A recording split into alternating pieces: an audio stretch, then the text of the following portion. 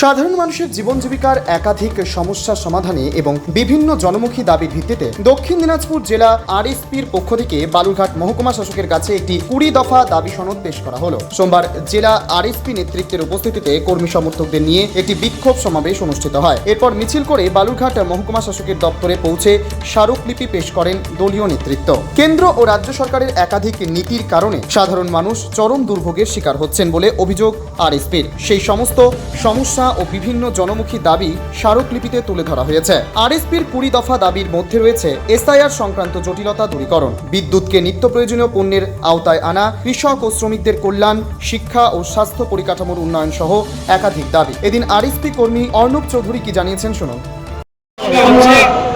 চলে গেছে এসআইআরের মাধ্যমে যাদের নাম ডিলিট হয়ে আছে বা বিচারাধীন আজকে তারা ঝুলে আছে। প্রতিনিয়ত চিন্তা করতে তারা দিন কাটাচ্ছে যে তাদের কি হবে। আমাদের দাবি, আমাদের আজকে বালুরঘাট মহকুমা শাসকের কাছে কোনো ডেপুটেশন যে এই যে মানুষগুলো যারা ঝুলে আছে তাদেরকে আবার ভোটার তালিকায় অন্তর্ভুক্ত করা হোক এবং সরকারি সুযোগ সুবিধা থেকে যারা বঞ্চিত না হোক। আমাদের দাবি আজকে যারা সীমান্তবর্তী গ্রাম, প্রত্যেকটা সীমান্তবর্তী গ্রামে নিরাপত্তা দেওয়ার নামে এমন কড়াকড়ি শুরু হয়েছে যে কৃষিজীবী মানুষ তাদের যাতায়াতে প্রচন্ড অসুবিধা হচ্ছে, তারা নাগরিকের সম্মানটুকু পাচ্ছে না, সেইটা তাদের দেওয়া হোক।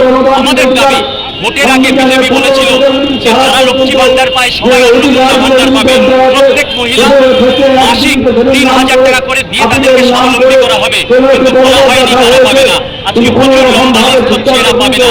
আমাদের বক্তব্য সবাইকে যোগ্যতা অনুসারে মহিলাদের হয়রানি বন্ধ করে অন্নপূর্ণা ভান্ডার দেওয়া হোক, বার্ধক্য ভাতা, প্রতিবন্ধী ভাতা, বিধবা ভাতা যার হাত ধরে বন্ধ আছে সেইটার বন্দোবস্ত করা হোক। কৃষকরা তাদের জন্য 31,000 টাকা কথার বলা হলেও সেটা কিন্তু 200 টাকা বাড়িয়ে 2500 টাকা করা হয়েছে। অন্যদিকে সারের দাম বেড়ে গেছে 40 টাকার বদলে নির্বাচনের পরে 50 টাকা, সেই ব্যাপারে দেখা হোক। বিদ্যুতের আজকে প্রচন্ড সমস্যা, রাস্তাঘাটগুলোতে হোক, বালুরঘাট শহরে রাস্তাঘাটের বেহাল অবস্থা, যে বহুতলগুলো তৈরি করা হয়েছে তৃণমূলের আমলে, সেই বহুতলগুলোতে প্রচুর অনিয়ম হয়েছে, রাস্তায় জল জমে যায়। সেই কন্ট্রাক্টর প্রমোটাররা যারা আগে তৃণমূল আশ্রিত ছিল আজকে বিজেপির দিকে চলে গেছে বলে এই ব্যাপারে কোনো রকম সুরাহা হচ্ছে না। মানুষকে সমাধান দিতে হবে। টোটো চালকদের বিষয়ে বলা হয়েছে রাস্তায় হাইওয়েতে চালানো যাবে না। আমাদের এটাও দাবি যে তাদেরকে নিয়ে বসে প্রশাসন একটা ব্যবস্থা করুক। আজকে মাতৃ সদনটাকে বন্ধ করে দেওয়া হয়েছে হঠাৎ করে, সেখানে প্রচুর মানুষ অস্থায়ী কাজ করে। আজকে শহরের মানুষ সেখানে কম পয়সায় পরিষেবা পেত, সেই বিষয়টাকেও দেখতে হবে। সুতরাং এরকম অনেক কিছু দাবিতে 2016 যারা যোগ্য শিক্ষক শিক্ষিকা তাদের বিষয়ে সরকার নিশ্চয়, দুদিন আগে ঈপ্সিতা দাস মহাপাত্র পুরুলিয়ার সুইসাইড করেছে, সেই বিষয়টাও দেখতে হবে।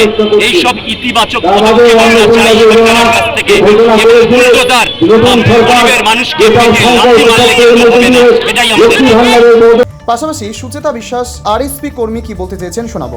সেই বৃষ্টিকে উপেক্ষা করে এক হাঁটু জল পার পেরিয়ে বিভিন্ন ঝড় ঝঞ্ঝা পেরিয়ে যারা আজকে এখানে উপস্থিত আছেন সেই সমস্ত লড়াকু মানুষদের, লড়াকু কমরেডদের আমি শত শত লাল সালাম জানাই।